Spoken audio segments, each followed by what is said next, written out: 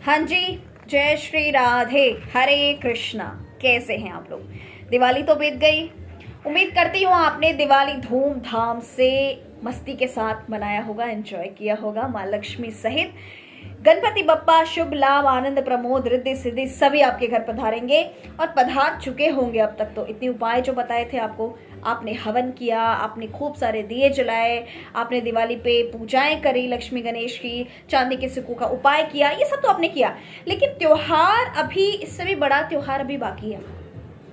देखिए, आगे तो हम त्योहारों की बात करेंगे ही, जब तक देव दिवाली नहीं आ जाती त्योहार ही त्योहार है। लेकिन दिवाली के बाद गोवर्धन और भाई दूज मना लिया हम सब ने, ठीक है। आज जिस दिन मैं ये शूट कर रही हूँ उस दिन भाई दूज है। भाई दूज के बाद पंचमी आती है, जिसे हम बोलते हैं लाभ पंचमी। 17 तारीख को पंचमी तिथि आरंभ हो रही है, लेकिन क्योंकि उदया तिथि में हमें 18 तारीख की पंचमी मिलेगी, इसलिए लाभ पंचमी बहुत विशेष होती है। लाभ पंचमी का त्योहार मनाया जाता है। इस दिन क्या करते हैं विशेष? इस दिन अपने बही खाते, अपने नए जितने व्यापारी हैं, जितने बिजनेसमैन हैं, सब अपने खाते, बही खाते बनाते हैं और नया जो है निकाल कर इस तरीके से आपको क्या करना है, देखिए हमने लिख रखा है। आपको डायरी, कॉपी जो भी आपको लेना है, छोटा सा इस प्रकार से शुभ और लाभ लिखकर बीच में ऐसे स्वास्तिक बनाना है। शुभ लाभ कुमकुम से लिखकर, आपने कुमकुम से लिखकर शुभ लाभ और स्वास्तिक बनाना है। ये कुमकुम से लिख करके हमने यहाँ स्वास्तिक बनाया है। और इस तरीके से लाभ पंचमी वाले दिन आपको अपने बही खाते रजिस्टर पे आपको भी इस प्रकार से बनाकर इसको रोली मोली धूप दीप नैवेद्य षोडशोपचार से इसकी पूजा करनी है माँ लक्ष्मी का स्वरूप समझकर, क्योंकि पूरे साल भर का हिसाब किताब आप इसी में लिखेंगे। जी हाँ, लाभ पंचमी पर ये विशेष करना मत भूलिए। और इस दिन विशेषकर इसके समक्ष पंचमी है, 5 दिए इसके समक्ष आपको जलाने हैं। बाकी फिर जितने मर्जी उतने दिए जलाओ, की फर्क पड़ता है। बहुत सारे दिए जलाओ, खूब दीपदान करो। हाँ जी, अब कर भी रहे हैं आप सभी, हम सब खूब दीपदान कर रहे हैं दिवाली तक। लेकिन अब ये पंचमी के बाद, पंचमी वाले ही दिन छठ का महापर्व शुरू होता है, जिसका नाम है नहाय खाए।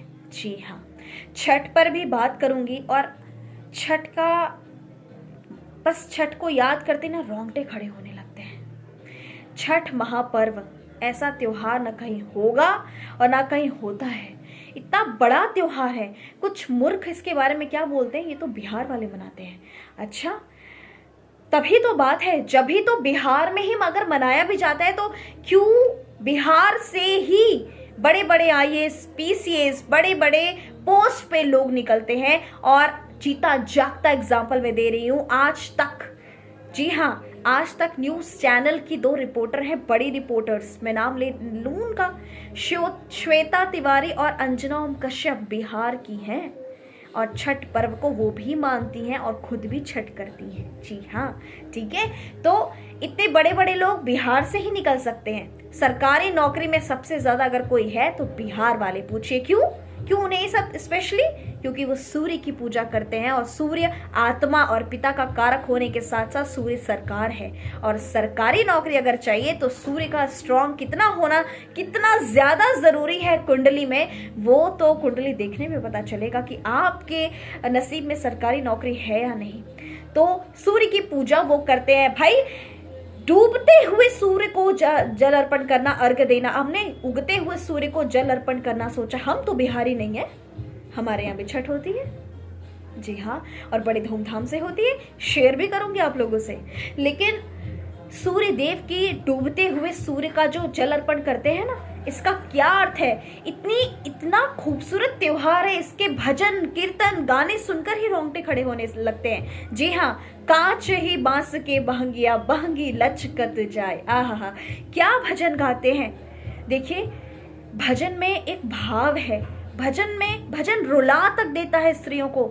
मैं खुद भी बहुत इमोशनल हो जाती हूँ। हरि बोल। तो हम वैष्णव जन हैं, लेकिन हम छठ पर्व को भी मानते हैं, हम सब कुछ मानते हैं। और हमारे यहाँ कोई ऊंचा नीचा नहीं है, ज्ञान बड़ा कि भक्ति बड़ी, कि ये देवता बड़े कि महादेव बड़े कि कृष्ण बड़े। हमारे यहाँ कोई बड़ा या छोटा नहीं हो सकता। यही तो है हम सनातनियों की, सनातन धर्म की यही तो बात है, यही तो पवित्रता है, यही तो अपना मिट्टी का अपने अपने संस्कार है, अपना पर्व है छठ महापर्व। दूर दूर से पूरा शहर खाली हो जाता है, सब आ जाते हैं अपने अपने छठ के प्रोग्राम की तैयारी करने। नहाए खाए से शुरू होता है। 17 तारीख को नहाए खाए, 18 तारीख को खरना और 19 तारीख को सूर्य की पहली अर्घ संध्या अर्घ दी जाएगी 19 तारीख को। और जिस दिन भी संडे का है, सूर्य का दिन है, सूर्यवार है। 20 तारीख को सोमवार वाले दिन सुबह निकलते हुए उगते हुए सूर्य को अर्घ दिया जाएगा। छठ पर विशेष उपाय बताने वाली हूँ, भले एक मेरी छोटी सी वीडियो आएगी, लेकिन वो वीडियो देखना बिल्कुल मत भूलिएगा आप। ये इतनी खास वीडियो होने वाली है कि मैं आपको बता नहीं सकती। और ये छठ महापर्व सबके बस की बात भी नहीं है, सब कर भी नहीं सकते, और ना ही सबके भाग्य में छठ करना होता है, क्योंकि सब पे तो छठ माँ और धरती पे प्रत्यक्ष देवता हमारे सूर्य देवता जिसके बेटे स्वयं हमारी श्रीमती राधा रानी है, वृषभानु लली, और वो सूर्य के ही अवतार हैं। हाँ हाँ हाँ, क्या बात है। तो हमारे यहाँ कोई ऊंच नीच नहीं है। और इस पर्व के महानता के बारे में आप जान लेंगे तो आप हैरान हो जाएंगे। इतनी पवित्रता, इतनी शुद्धता कि आटे खरीद कर ठेकुआ नहीं बनाया जा सकता। गेहूं खरीद कर धोकर सुखाकर इस प्रकार से सुखाया जाता है कि उस पर किसी की परछाई ना पड़े। उसे ढक कर, विशेषकर परमानेंटली बैठ कर, जब तक वो सूख ना जाए तब तक सुखाया जाता है। उसे अपने हाथों से पीसा जाता है, जिस भी माध्यम से पीसा जाए, अपने हाथों से पिस करके, उसे पिसवा करके, जिस भी विधि से, तब जाकर वो महाप्रसाद बनता है छठ पूजा का। आहा, प्रसाद लिया और मुंह में पानी आ गया। इतना स्वादिष्ट होता है कि ऐसा प्रसाद, इस प्रसाद का स्वाद कहीं नहीं मिलेगा आपको, पूरे ब्रह्मांड में कहीं नहीं मिलेगा। जी हाँ, तो ये छठ महापर्व सब कोई कर रहे हैं, सब लोग कर रहे हैं, क्योंकि ना बिहार ना उत्तर प्रदेश, हर जगह हो रहा है। अब ये मत बोलिएगा, फिर से बोल रही हूँ, कि सिर्फ बिहारी जहाँ हैं वही कर रहे हैं। मैं ऐसे बहुत सारे लोगों को खुद भी पर्सनली जानती हूँ, फिर बोल रही हूँ कि जो बिहारी नहीं है वो भी कर रहे हैं। अफ्रीका, अमेरिका, लंदन, यूएसए, कहाँ नहीं होता, ऑस्ट्रेलिया, कहाँ नहीं होता ये छठ महापर्व, हर जगह होता है। और लोग दिवाली के लिए छुट्टियाँ लेते हैं, बाकी जहाँ छठ होता है वो छठ की छुट्टी का इंतज़ार करते हैं। जी हाँ, तो छठ महापर्व के बारे में जितना बोला जाए उतना कम है। और मेरी कोई औकात बिसात नहीं इस छठ त्योहार, इस पर्व के बारे में बात करने की। मैंने बस आपको कुछ बताया है। बस इसके गाने भजन एक बार आप सुन लीजिए, आपको मतलब समझ आएगा। क्यों नहीं आएगा, ज़रूर आएगा। इतने भाव हैं इस गाने में, इनके भजन में इतने भाव हैं कि मैं रोज भी कार्तिक मास के में छठ पूजा से लेकर क्या क्या नहीं आता भाई। शुरू से पहला त्योहार करवा चौथ, शरद पूर्णिमा मनाई, फिर करवा चौथ हमने मनाया हम, फिर इसके बाद त्योहार पे त्योहार, दिवाली की तैयारियों में थे, धनतेरस, छोटी दिवाली, बड़ी दिवाली, गोवर्धन, भाई दूज, छठ में आ गए लाभ पंचमी, फिर आ जाएंगे अपन गोपाष्टमी, आंवला नवमी, क्या है, पहुंच जाएंगे देव दिवाली पर। कार्तिक का महीना त्योहारों से भरा पड़ा है, हरि बोल। हाँ जी, तो त्योहारों से भरा पड़ा है। और ये छठ है कौन, आखिर कौन है छठ माता?